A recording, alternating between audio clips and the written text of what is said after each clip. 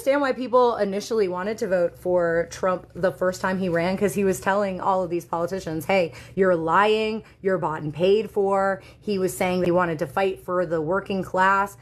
He said he wanted to bring jobs back. Now, the interesting thing was a lot more jobs have been brought back to America under Biden than Trump. In fact, we outsourced a ton of jobs under Trump. So a lot of this was rhetoric. The first time around, we did not realize that Trump was actually going to govern in a way that was really best for the billionaires and the corporations and actually wasn't good for the worker.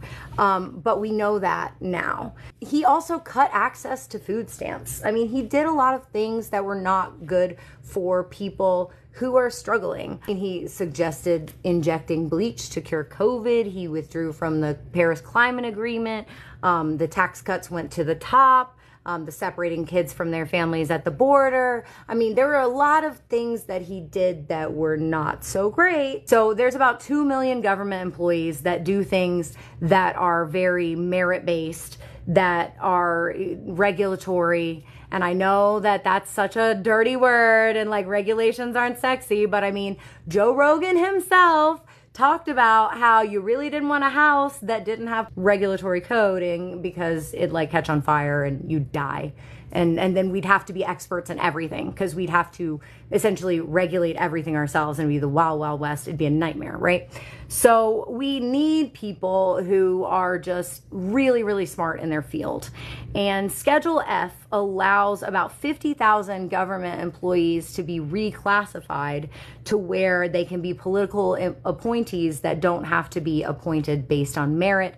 They can be appointed based on loyalty. And if you think that everything that Trump has going for him is the best, then you're going to like that while he's in office. But he leaves, Schedule F is still there, and then you have the next person, and maybe you disagree with all of their policy goals, and they get rid of these 50,000 people, and they put in people that are loyal to them.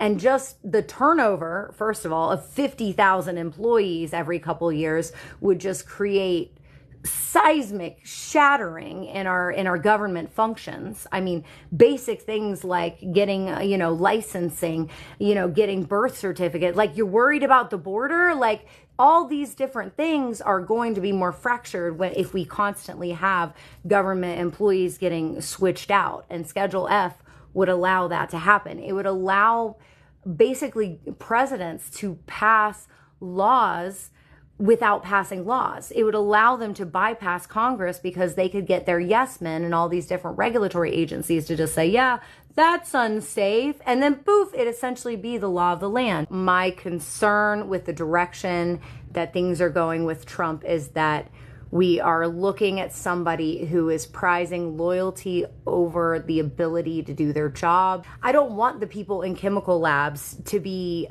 obsessively following their political stand, Like, I want the people working in our dangerous areas to be the experts in the field that are able to have some sort of consistency across governments. The borders were open to get voters.